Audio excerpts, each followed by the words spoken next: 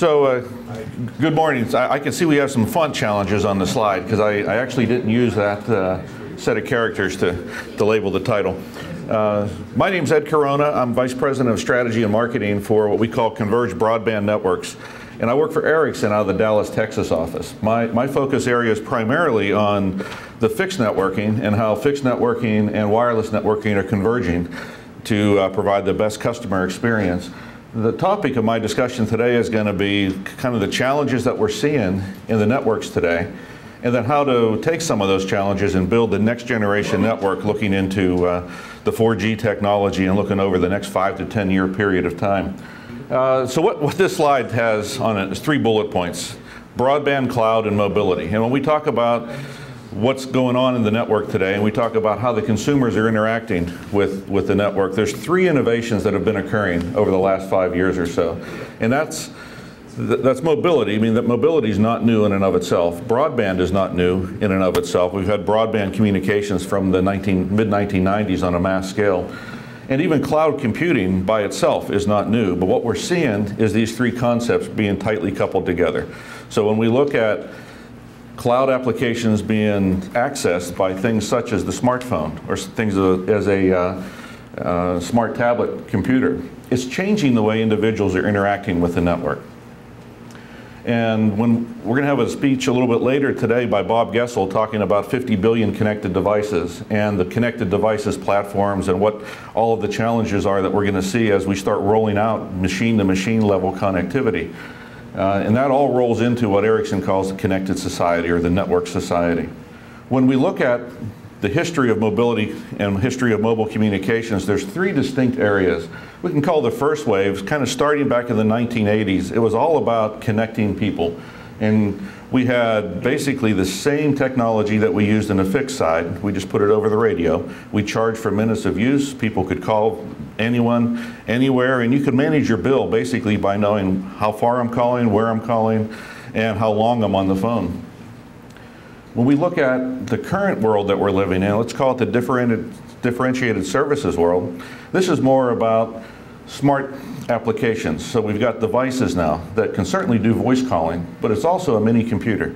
And you can do a lot of different things with this device, including watching video. And not only watching video, but you can actually generate video from this and upload it and uplink it into the network on a 2-way interactive basis. And then as we go into the future, we're talking about full-scale rollout. So today in the United States, we have 300 million or so of these mobile devices, roughly equal to the population of the US. As we go forward, we're going to have billions of connected devices in North America, and that places a load on the network, not only from a pure bandwidth perspective, which is what we often talk about, but also from the standpoint of signaling and signaling capacity. So what this slide is talking about is the way data is changing, and it's quickly moving away from the voice world. And a lot more of the bandwidth that is going to be consumed going forward is going to be video in nature. And the video traffic in nature causes a couple of issues. One of it is more bandwidth overall. A voice call is very, very low bit rate. A video call could be hundreds of megs or gigs of throughput. But more important than that is the quality of service that's associated with that video. It's no longer best effort type data as far as file sharing or email access or web browsing. So it's very intensive on the bandwidth side as well as on the quality of service side on the network. When there's a famous example from one of the large operators, when the iPhone came out, they were caught by surprise. And there's a lot of press about the network not being ready for broadband services, and in fact there is certainly truth to that. I mean, the network had a lot of challenges when the iPhone came out, not just because the device was really good and adept at supporting data and supporting video. It was because there was no real coordination between the service provider community, the application developer community, the handset community, and I'll put in there the vendor community, companies such as Ericsson. So we call that the ecosystem. There's a lot of different ecosystems involved in building communications networks. But the fact of the matter was, when the iPhone was launched, no one really knew what was going to happen. We didn't know what the consumer reaction was going to be. We didn't understand what some of the applications were going to do to the network. And we didn't understand how popular these applications would be. So in a matter of, what, 4 years, 5 years, we've dramatically changed the way people use communications. And the interesting thing is when we talk about capacity on the network, there's Apple, there's Android, there's the Research in Motion OS systems. It's not so important that we understand and study what Apple does or what Android does, because in fact Android drives a lot more bandwidth on these networks than Apple does. The primary point is, regardless of which ecosystem you're using, it's changing the way we as consumers are interacting with the service provider. And it changes it from a network level, it also changes it from a business perspective level. So in 2011, what we're seeing as well is this is the first year where the shipment of smartphones and tablet computers are going to outsell laptops and desktop computers. And it's just another data point that the way people are interacting with technology is changing. Technology is becoming much more personalized as well. So this is actually expected, and it makes sense if you think about it, because everybody's going to be carrying some type of a mobile device, whereas everybody doesn't have their own personal laptop or their personal desktop.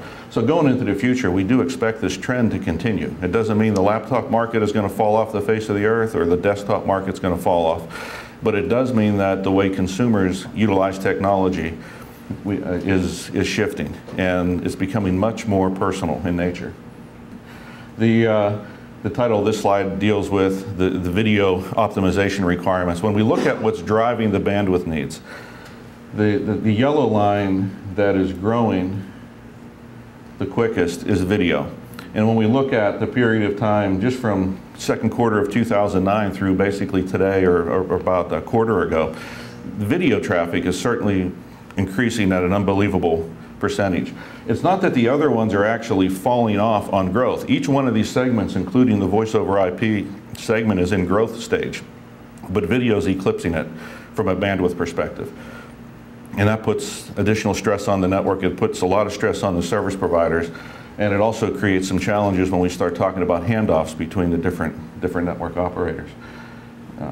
Skype is the undisputed voice over IP market leader. There's no doubt about that. We have Twitter, huge jump in traffic. As a matter of fact, when we look at the consumer behavior, and Ericsson does a lot of the studies on this, what we're finding is that devices such as the smartphone or the tablet, it actually increases the type of communication consumers have with each other. So even while they're watching a video, whether it's an over-the-top video or they're watching some sort of a broadcast TV segment, we can see certain shows and you'll see a spike in activity on Twitter or a spike in activity on Facebook, where people will actually talk to themselves or talk to each other across the network.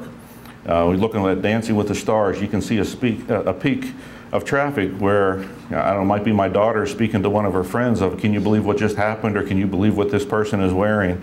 And it's interesting how social we are as creatures and how that comes out in the technology as we adopt the video applications, but we also adopt the personal communications approach.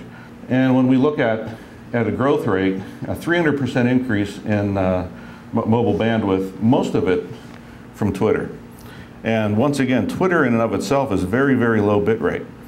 But when you start attaching video files onto Facebook, or you start sending video using the Twitter type application, that's an incredible spike in network utilization.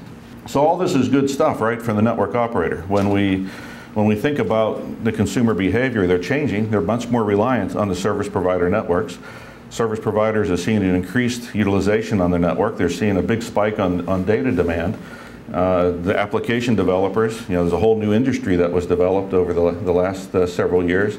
And even the handset developers, we're seeing new innovative technology year on year. So what's the big problem? And the big problem is, how do we keep ahead of the user expectations, the user experience? Because that's really what it's about. As a vendor in the ecosystem, it's about satisfying the end user, because they ultimately vote with their wallet on which operator or service provider they're going to buy service from, what type of device they're going to utilize, which applications they download from the network. And then those influences ultimately influence who the service providers partner with, who the application developers partner with, and how that entire ecosystem grows and expands over time. That brings me to the next topic of discussion when we're talking about building a better network. I didn't dwell a lot on the traffic trends because I think we're all aware there's a number of studies out there that show the increased utilization of the network, video being one of the primary applications. But the big challenge becomes, how do we deal with that? And the previous speaker was talking about network optimization, and that's a big part of it because there certainly are inefficiencies in the networks that exist today. And that's going to take us quite a ways into the future as far as improving the user experience. But ultimately, we're going to need to change the way we look at the networks and change the way that we consider the network construction. When we look at a typical data network, and historically when we planned our network, we pulled a map out, mostly in a greenfield environment, and we would pick the best location for the macro tower, based on the geography, based on the population, based on the traffic that we knew of at the time. And then we would acquire the real estate, we would build the tower facility itself, and then we would put the equipment on the tower, including the antenna and the base station. And that gave us coverage. And that enabled us to have true mobile communications. Driving down the road, you can hand off from tower to tower. However, the performance of the network changes and degrades based on distance away from that transmitting location. And there's nothing secret about this. This is the way radio technology works.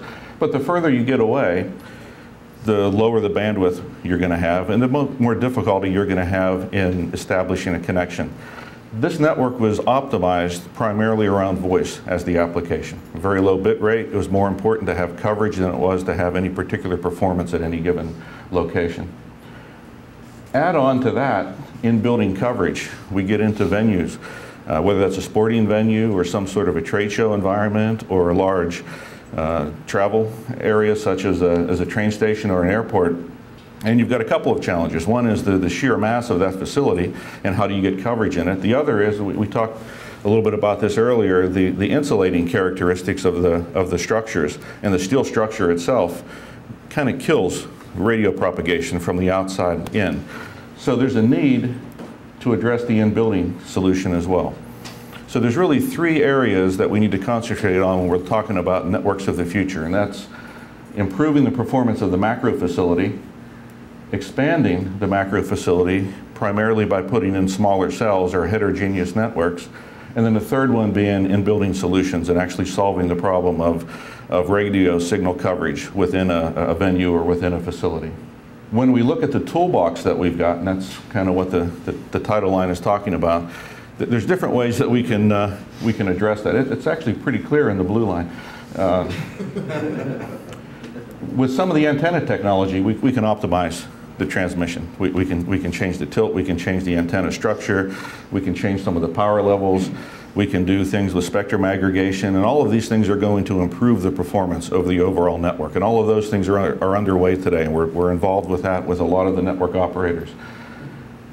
The second approach, and the approach that's becoming really popular now, and there's a lot of material available and a lot of press on it, is small cells and the addition of small cells. Some of that is data offloading. You'll hear about data offloading in a form of using Wi-Fi as the technology to get some of the data off of the licensed spectrum. Other parts are going to be talking about picocells as far as establishing a smaller cell or smaller footprint and making it work seamlessly with that macro layer.